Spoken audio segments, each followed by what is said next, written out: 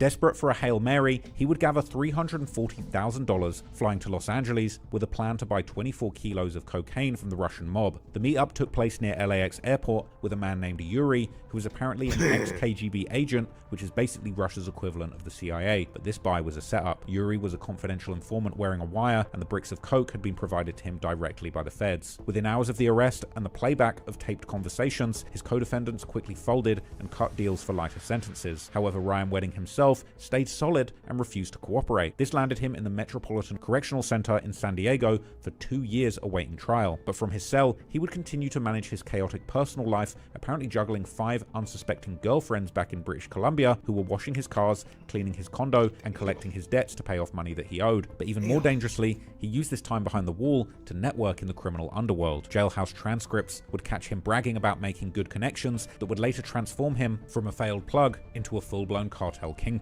On November the 30th, 2009, a jury would find Ryan Wedding guilty of conspiracy to distribute cocaine. At his sentencing, Wedding played the fallen hero to perfection, pleading that it was a personal mission of his to rebuild his reputation. And apparently believing his remorse and that he was just a failed drug amateur, the judge would take pity and sentence Wedding to a remarkably light 4 years in prison, just half of what was standard for similar crimes. When he was deported back to Canada on December the 7th, 2011, he would return with serious connections and a contact list that would eventually allow him to bypass local suppliers and deal directly with the cartels.